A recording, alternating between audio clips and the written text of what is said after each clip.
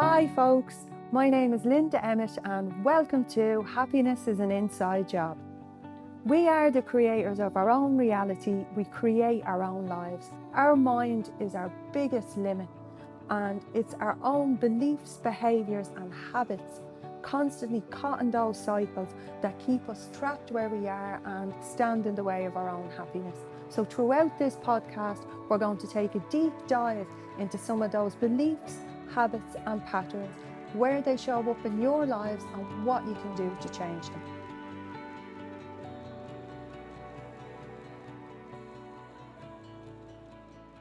Hi folks, and what I want to talk about today on this week's podcast is anxiety within a broken system. And what I mean when I say that is how we are treating mental and emotional health in today's culture. We've absolutely become a pill popping nation, and the impact this is having in particular on our young adults is absolutely shocking. And to be honest, I was a little bit nervous in speaking out about this and talking about it within the podcast, but I'm seeing so many clients come in my door, young adults, 15, 16, 17, 18 and slightly above that, who are already on extremely heavy medication like your diazepam, benzodiazepam, Xanax, different things like that. And it just seems to have absolutely over the past few decades become the culture that when we attend a doctor about having depression, struggling with our sleep, anxiety, any of these things, that within 3 to 4 minutes, we're given a prescription for heavy dose medication rather than looking at the mental or emotional issue behind that. And how that is impacting us is the suicide rates have gone up massively, where the younger adults coming up are never going to learn how to manage life itself. And what we're creating is a society where when we're putting them on medication as very young adults, then when it comes to them actually dealing with the issue or coming off this medication, they've doubled the struggle. They still have the root of the issue that's there, plus the withdrawal symptoms from the medication itself. And when you look at the statistics on this, they are absolutely shocking. Like there's a 41% increase in prescriptions that are written. And prescription drug overdoses have quadrupled in the past decade. And there's things I'm hearing about from as I say, the young clients, and they're beautiful, they're learning and their little brains are still developing. And I mean, like I'm hearing things like they're called farm parties now, where they're prescription medication parties that they're having because they've that high a level of medication or they can get their hands on it, that, it's more the done thing. And unfortunately, pain medication or prescription pain medication addiction is a more acceptable face of addiction in society. It's not treated the way heroin or cocaine or alcohol addiction is treated, but it's creating the highest level of addiction within our society. And as parents, like I'm a parent to a young adult who was a teen, and I've seen some of her struggles and what she went through. And as I say, but what the beautiful young clients that come through my door, that the first port of call is often prescription medication. And even when they go on and they get into the system and they're seeing psychotherapists and things like that, if they're lucky enough, we're in the system, because we don't have these kind of supports available, which is part of the problem. Even then, they're looking at a different dose of a different type of medication. So we're this is becoming, as I say, a huge problem. And the reason I want to talk about it today is because of what I've seen, again, as I say, when I brought my own daughter to the doctor when she was younger, and she was having struggles, she was having teenage struggles, and life had happened around her. A few sad things had happened. I'm not going to deeply discuss them, but the first port of call there were in the first few minutes was she was diagnosed with having depression, given medication, and we were referred on to somewhere else. How that can be diagnosed that quickly is beyond me, but this is what we're looking at in society today. And unfortunately, as parents, a lot of the time we feel quite intimidated by professionals who are giving us these opinions, and we want to do the absolute best for our children. So sometimes we're going along with the opinion of a medical professional, taking the weight in it, which of course, you know, we're taught to do, and these can have a massive lasting impact on our teenagers. And over a year or two then of this happening, then the parents end up, as I say, they come in my door, because the parents are then looking for an alternative to help their child move out of the pain and the anxiety we're in, because or they're in, because well, if they return to a number of the medical professionals, the dose is upped, because we adapt to the dose over time. Our brain and our system adapts to the dose. So when we go back, they go back to the doctor with the anxiety after coming back, or the depression after coming back, the protocol is to up the dose. So there's teenagers now, and even, I mean, like, a lot of this information is available even if you look online, and people start off on a low dose of this medication, and 3 years down the line they're on 8-10 times the dose that they started off on, because there's nothing built in for them to come back off this, which is a whole other problem, or other ways for them to learn to manage their mental and emotional health, because these aren't things we're necessarily taught in school. And I know 100% the system is getting better, but we have a long way to go. And even down to, like, this isn't a Linda problem by any means, or what I'm seeing with the young adults who come on extremely well through using different types of therapy. But I mean, like, the HSC, sorry, have come out themselves, and they've spoken out. The medical council have come out and said that, I mean, like, at this point, they're actually warning the doctors who are caught over prescribing the likes of our benzodiazepines, Z drugs, and things like this. They're saying now that they will face disciplinary action. This is how serious this is. Like, the health minister has come out and he's asking questions as to why the levels of prescription medication we're handing out to our young adults is gone so shockingly high. And he's come out, he's asked the questions, and it is a huge lack in mental health supports and emotional health supports, a huge lack in education with ourselves, with schools, with, you know, even in the GP profession. It's my belief that, you know, we're emotional beings. Everybody that's in that profession that has the ability to hand out medication should all have serious training in mental health and different ways of dealing with this, as opposed to just handing out a prescription, because these themselves lead to longer term problems a lot of the time. Now, I'm not saying by any means that there isn't a place for medication within our lives, within society. Of course there is. Like, it is absolutely, come on, leaps and bounds. The lives it saves. I mean, like, it can stop you from dying. It can stop you from having a baby if you choose. There's powerful uses in medication, absolutely. And I'd be a huge advocate for that, and the ways it can help us. But this is not a way it's helping us at all. And as I say, this is not a Linda problem. The health minister has come out and spoke about it. The medical council, if you go on to Google, the Examiner, RTE, the Journal, any of these places, and put in overprescription of medical drugs, of anxiety and depression medication to our teens, and you'll see the articles yourself. And as I say, some of this, and these are some of the luckier ones, they'll come in my door or someone else's, where they learn new ways, tools and techniques of overcoming a lot of this, but they're left with higher doses of medication that they then start believing that they need, because again, these opinions, they carry weight. You have extremely distressed parents that are only trying to do the absolute best for their child, and sometimes there is pressure applied. Now again, I've a doctor myself who's absolutely lovely. I'm not by any means slamming all doctors. It's cultural. This is systemic.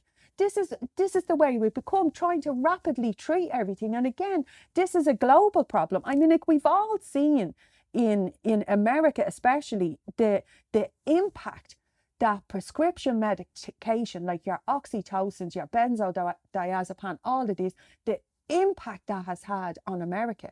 And unfortunately, they've exported this problem, and now we're starting to deal, the UK and ourselves are again following suit and starting to deal with the same issue and having the same problem. And we have to start, as I say, as parents, advocating for our children, as adults, when we go into different medical professionals, in trusting ourselves, in making the decision ourselves, regardless of whether, you know, we're given a recommendation for taking a particular medication for anxiety and depression, looking for yourself and understanding and deciding for yourself whether you believe also that this is a road you want to go down, or this is something that you need, making that choice yourself. Because sometimes we can feel a little bit powerless, and I know certainly I have in the past. I've as I say, I've reared a teen myself, and I've had serious mental issues myself in the past, where it absolutely was a decision I had to make to decide whether I did or didn't want to medicate myself to deal with the problem. And I made a decision at the time. I knew that that just wasn't the road that I wanted to go down personally, that I wanted to, I believed, and I've seen, and even in what I do, that when either you're staying on these medications for life and you're upping your doses at more regularly over time, or you're withdrawing yourself off them under medical supervision. Obviously you're withdrawing off them, which isn't always recommended, because sometimes it's easier for all involved for you to stay on the medication, and then, you know, we're left almost in handcuffs, because the choice is that I'll see sometimes with clients where they try to come off them themselves, and then they're left with another weight of problems, because like they'll get jittery, they'll get the shakes, the anxiety will come back. They don't understand the sensations in their own body because they're medicated not to feel them. And then when these start coming back, when we're withdrawing from the medications, they're back with the same set of problems, the reason they went on the medication, plus these new issues that are coming up. And in the end, they do have to learn to manage their own emotional and physical health with different tools, because a lot of the time medication isn't the answer, and most people don't want to stay on medication long term. So it is something, as a culture, as I say, it's a systemic issue, but it's, for me, and you can probably hear the passion in my voice, you know, like, but as I say, it's, you know, there's an increase of 512%, lads, 512% rise in the number of sertraline prescriptions issued to children under 18. Under 18, 512% rise, right? And this is only over a 12-year period, and 150% increase in them that are between the ages of 12 and 15 years old. The human brain is only forming. And they're only learning a sense of self, who they are. Of course they come up with issues. There may be bullying, there may be, you know, they feel they don't fit in, they can't connect. All of these things that are a part of growing and living. And we live in a much faster culture where you know, we're nearly bred to be productive all the time, that our value is in our doing rather than our being, and everything is instant, it's fast. We've watches beeping, things beeping in our ears, things beeping on our phones. There's all of this, so we don't necessarily learn how to reset and relax our own nervous system. Our nervous systems are overstimulated a lot of the time, so teaching from a younger age how to work with our own bodies, work with our own emotions, work with our own mental health is more the way forward than medicating our young adults or even ourselves at such a high level. Like, the dominance of a medicine-based approach to mental issues and illness is absolutely shocking, but that's where we're at. It's all, we'll throw tablets at it, and it is in part because we do not have other services available. Like, it's shocking to think that, you know, for you to be admitted for feelings of, you know, suicide and suicide attempts, a lot of the time you have to make a serious attempt at suicide before you're high risk enough for the services to be able to look after you. And that isn't down to they just don't want to, the services just aren't there. So is it the luck of the draw that, if you survive the suicide, that, you'll get support and help. But if you don't, sure, you're not a problem anyway.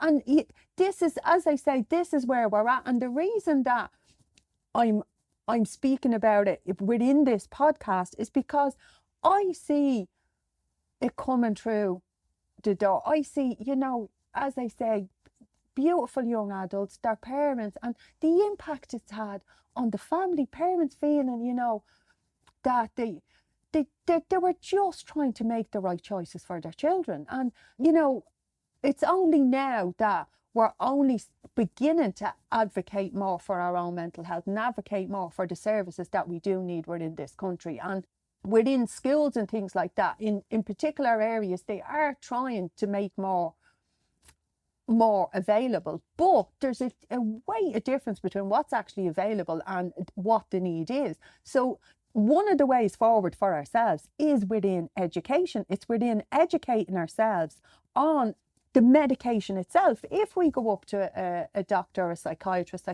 psychologist, wherever it is we're going, when we're getting medication, there is no explanation as to the effects of that, the impact it has. We don't get that. You don't get an explanation on what the side effects of that medication are. And the only way that we find out this information is after you fill the prescription, if you read the leaflet on it.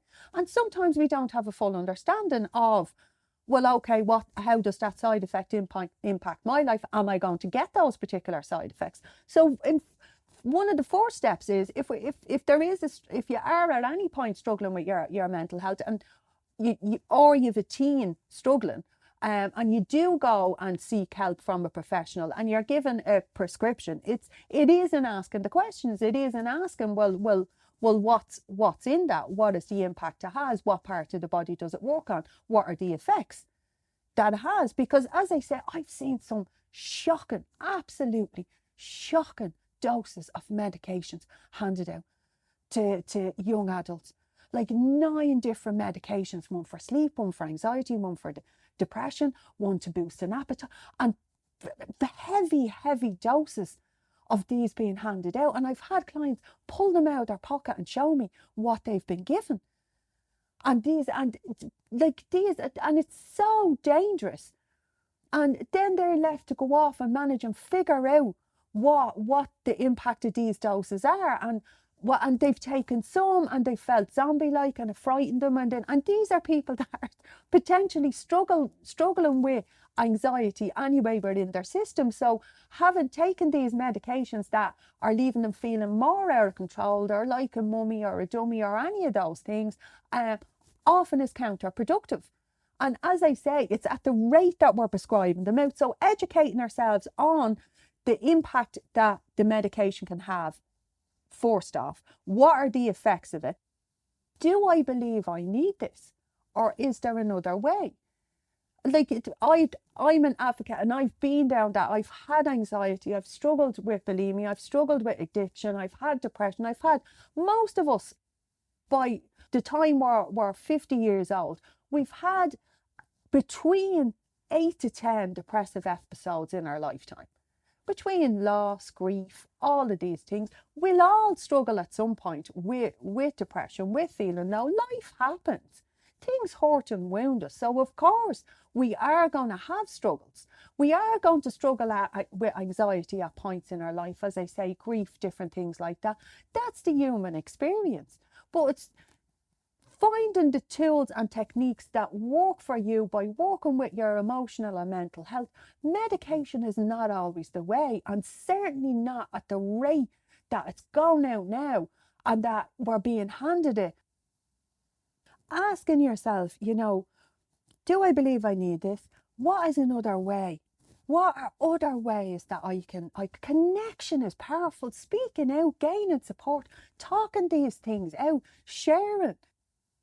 These are powerful tools that we have within us. The body is a powerful healing mechanism in itself, and its intuitive intelligence is absolutely insane. The potential we have to nurture and mind ourselves through these different episodes, and as I say, by support and connection, going to different classes, finding different groups, reaching out in those ways. But if it's a thing we go down the medication road, another question to be asking is, how do I stop taking this medication? Get that advice. How do I wean back off this? What's the next step after I take this? Because a lot of the time we don't want to be taking it long term. I know people, I even see clients that have been on medication for 40 years for depression. 40 years. You've been, it's been medicated. Like that, for me, that just blows my mind. And I'm not saying there aren't, times and reasons for this sometimes, but certainly not always. Certainly the body is not built, or the brain, to actually stay in depression for 40 years. And they've done the statistics on this. And it's not 0.02% of us that have depression that actually have low serotonin levels. They found that there's absolutely no evidence to support that whatsoever.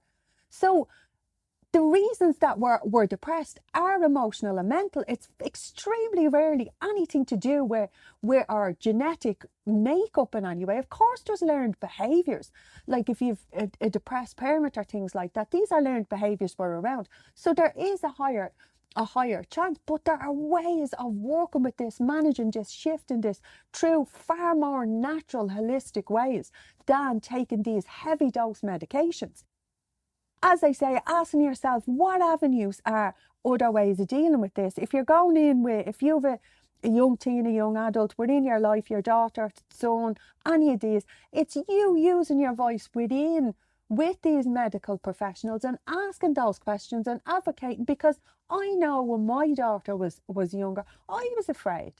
I was scared to question. I was, afraid of the responses. Now, I did advocate and I did make the decisions that I thought were best for her within that. And I'm very happy with the choices I made back then. But I was scared. I was afraid. And again, you have these authorities telling you that, they don't agree with what you're doing. And, this will happen if you do it this way. I've had clients come in here that have had, they've been in with medical professionals and they've had a recommendation to bring their client onto somewhere, and they've made a decision, no, I'm not doing that, I'm actually going to go down this path, and they've actually had a report put in against them to tussle. These are beautiful, amazing people and wonderful parents, but because they didn't follow that said advice and made a choice themselves, so it can be scary. It can be frightening for parents. I've been there and I've seen clients and clients' parents that have been there, but it's the system that needs to change, not us as parents or us as humans. It's not us that needs to change. It's the system that we're in is absolutely broken. And we need to be making different choices within it to change from a ground level up. And as I say, go on and look at the statistics that are out there on this. As I say, this is not just a Linda issue, but in that, folks, for any issue that you're having, as I mentioned, we'll all hit grief, we'll hit bouts of anxiety, we'll hit depression, but what we need to find is what is the root of the issue. What is sitting behind it? What is the pain behind it? What is creating the sadness? What is driving it in the first place? These are the levels we need to work on within ourselves, within our children, and build that emotional resilience in. Build in them tools and techniques that support that connection. Going, seeking, emotional health help support, doing meditation, seeing a hypnotherapist, a CBT, whatever works for you, but taking the time to find what works for you. These are the way, and getting to the root of what's triggering it in the first place, rather than going on medication that is creating another issue. It really is not always the way. So, as I say, folks, I know I sounded quite passionate in all of that, but it saddens me to see, as I say, what I'm seeing, with young adults, what I'm hearing about farm parties, and how I see them, and the fear, and what I've to work with when they're trying to get out the other side of the system, and how broken our system is. And change begins with us, and making different decisions and advocating both for ourselves if we're in that situation, and for other people, and finding other ways rather than supporting this paradigm that we're stuck in.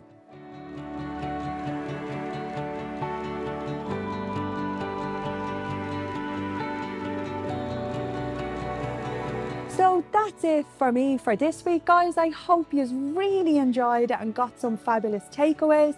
And as always, I invite you to connect in with me across social media, or check me out on my website, www.yourgifttoyou.com, or email me, linda@yourgifttoyou.com, guys, because I'd love to hear from you and any topics you'd like for us to talk about, or any more learnings that you want. And please remember, give me those reviews, because it keeps the podcast getting out there to more people. So chat to you very soon, guys. Bye bye.